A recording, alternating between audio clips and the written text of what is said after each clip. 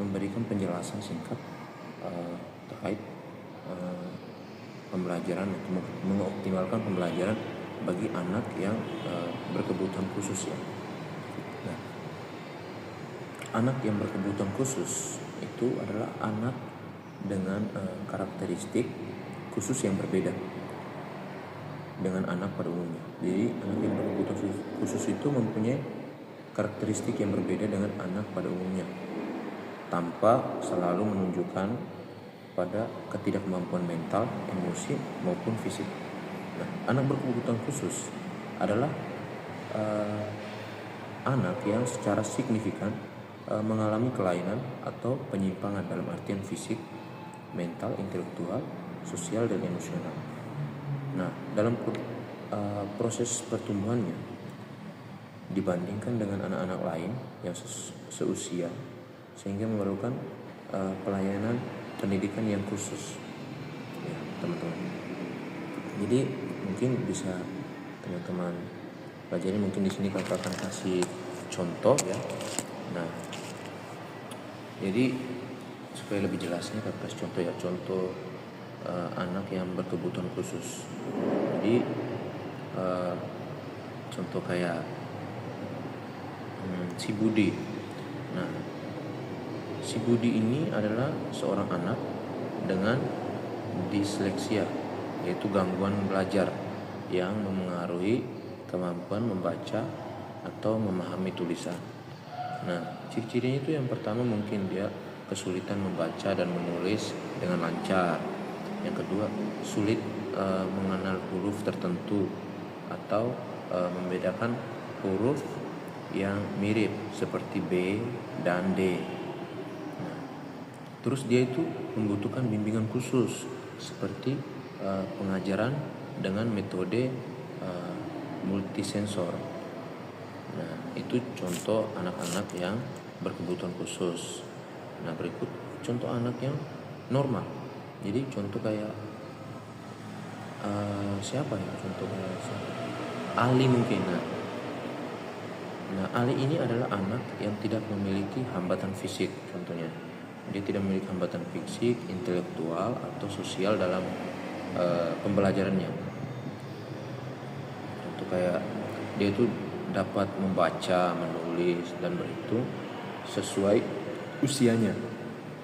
Dia dapat mengikuti pelajaran kelas dengan mudah tanpa bantuan tambahan. Terus dia itu mungkin bisa menginteraksikan perjalanan lancar tanpa ada kendala. Dia itu interaksi sosialnya itu berjalan lancar tanpa ada kendala. Jadi teman-teman itu. Jadi teman-teman penting diingat bahwa setiap anak, baik anak yang berkebutuhan khusus maupun anak yang normal ya, yang bisa dibilang dia itu normal ya, mereka itu memiliki potensi atau keunikan masing-masing yang berbeda ya, yang perlu kita hargai. Nah, mereka memerlukan dukungan yang sesuai dengan kebutuhan mereka agar bisa berkembang maksimal. Jadi teman-teman, kalau teman-teman punya saudara atau teman kelas yang punya kayak kekurangan, teman-teman harus mendukung mereka, harus mengajak atau kalau bisa teman-teman bantulah mereka untuk bisa berkembang maksimal meskipun mungkin banyak kekurangan ya. Jadi mungkin itu saja teman-teman penjelasan singkatnya, kurang dan lebihnya kakak mohon maaf. Sekian dan terima kasih. Berikutnya, saya akan membawakan materi dengan jenis-jenis anak berkebutuhan khusus. Di sini saya akan menjelaskan jenis-jenis anak berkebutuhan khusus sehingga kita akan lebih mudah mengenali anak-anak yang berkebutuhan khusus. Jadi yang pertama itu ada tunalaras. Jadi tunalaras itu dia memiliki hambatan dalam mengendalikan emosi atau kontrol sosial. Jadi ada gejala atau contoh ciri-ciri anak-anak yang mengalami tunalaras, yaitu dia tuh tidak mampu belajar bukan disebabkan oleh faktor intelektual, sensori maupun kesehatan ya. Kemudian dia tidak mampu melakukan hubungan yang baik dengan teman atau guru. dia bertingkah laku atau berperasaan tidak pada tempatnya. Kemudian mereka selalu mmm, berada dalam keadaan persesif dan tidak mengembirakan atau depresi. Kemudian mereka bertendensi ke sistemik fisik atau mereka merasakan sakit atau ketakutan berkaitan dengan dengan orang lain atau permasalahan di sekolah. Kemudian ada tunagrahita. Jadi rata-rata mereka ini memiliki IQ di bawah ya 84 yang berdasarkan tes individual yang sebelum 16 tahun. Mereka juga menunjukkan hambatan perilaku adaptif.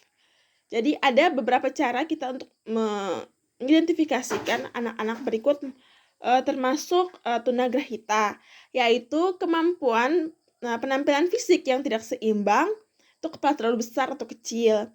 Dia tidak bisa mengurus dirinya sendiri sesuai usia, perkembangan bicara dan bahasanya lambat, dia tidak kurang sekali ada perhatian terhadap lingkungan, koordinasi gerakan kurang, dia tuh sering keluar ludah dari mulut atau cairan yang ngiler ya. Yang berikutnya ada tunawicara. Jadi tunawicara dan juga tunarungu itu mereka memiliki hambatan pendengaran baik secara permanen maupun tidak. Karena hambatan mereka ini dalam berbicara ada juga yang disebut dengan tunawicara. Jadi kalau ada yang tunawicara maka tunawicara. Kalau tunarungu dia tidak bisa mendengar. Jadi cara berkomunikasi individu dengan menggunakan bahasa isyarat untuk abjad jari yang telah dipatenkan secara internasional, sedangkan bahasa isyarat mereka juga menggunakan bahasa isyarat yang berbeda-beda untuk tiap bahasa. Berikutnya ada tunanetra. Tunanetra ini adalah individu yang memiliki hambatan dalam penglihatan. Jadi ada buta total dan buta sebagian. Jadi karena keterbatasan ini maka proses pembelajaran mereka menekankan pada alat indera lainnya seperti indera peraba dan indera pendengaran. Jadi untuk membantu tunanetra beraktivitas di luar sekolah, mereka bisa belajar mengenai orientasi dan mobilitas. Berikutnya ada tunadaksa. Ini tunadaksa ini mereka memiliki gangguan gerak yang disebabkan oleh kelainan muskular dan struktur tulang yang bersifat bawaan, sakit atau akibat kecelakaan, kemudian termasuk cerebral palsy, amputasi, polio, dan lumpuh. Kemudian ada tunaganda. Jadi menurut Johnson and McGrath, tunaganda adalah mereka yang mempunyai kemampuan perkembangan mencakup dua kelompok hambatan perkembangan neurologis yang disebabkan oleh satu atau dua kombinasi kelainan, baik seperti kemampuan inteligensi, gerak, bahasa, atau kemampuan pribadi masyarakat. Jadi untuk tokoh tunaganda yang terkenal itu adalah Helen Keller ya. Jadi Helen Keller ini adalah seorang penulis, aktivis, dan pembicara asal Amerika yang terkenal karena berhasil mengatasi keterbatasannya sebagai tunarungu dan tunanetra. Jadi pada usia 19 bulan, dia ini menderita penyakit yang menyebabkan dia kehilangan pendengaran dan penglihatannya. Yang berikut ada kesulitan belajar. Anak-anak dengan kesulitan belajar itu adalah individu yang memiliki kemampuan dasar psikologis yang ada hambatan ya. Jadi mereka ini memiliki IQ di atas rata-rata atau rata-rata. Mereka ini mengalami gangguan motorik, gangguan koordinasi gerak, gangguan orientasi ruang dan arah, dan juga keterlambatan perkembangan konsep. Kemudian ada anak berbakat. Jadi anak berbakat ini mereka memiliki skor IQ-nya tuh 140 atau lebih. Yang diukur pasti menggunakan instrumen pengukuran IQ ya. Jadi mereka ini memiliki kemampuan-kemampuan yang unggul dalam segi intelektual, teknik, estetika, sosial, fisik, akademik, psikomotor, dan psikososial. Yang paling terkenal di sini adalah Presiden ketiga Indonesia itu B.J. Baharudin Yusuf Habibie. Yang kita tahu dia memiliki IQ di atas rata-rata dan memiliki kepintaran ya dalam menciptakan pesawat terbang. Anak autis ya. Jadi mereka autis sindrom ini adalah kelainan yang disebabkan oleh adanya hambatan atas ketidakmampuan berbahasa yang disebabkan oleh kerusakan otak. Yang terakhir ada anak hiperaktif. Jadi, hiperaktif ini bukan merupakan penyakit, melainkan suatu gejala atau simptoms. Jadi, mereka ini biasanya disebabkan oleh kerusakan otak, gangguan emosional, defisit pendengaran, dan retardasi mental. Jadi berikutnya teman saya Wafik akan membawakan materinya. Selamat mendengarkan. Berikutnya, strategi pembelajaran bagi anak berkebutuhan khusus. Menurut Steinbeck, sekolah inklusi adalah sekolah yang memungkinkan semua siswa baik yang berkebutuhan khusus maupun tidak belajar dalam kelas yang sama. Ini berarti semua siswa meskipun memiliki karakteristik dan kebutuhan yang berbeda, mendapatkan kesempatan yang setara untuk belajar bersama. Karena karakteristik dan hambatan yang berbeda, anak berkebutuhan khusus membutuhkan layanan pendidikan yang harus disesuaikan dengan kemampuan dan potensi mereka.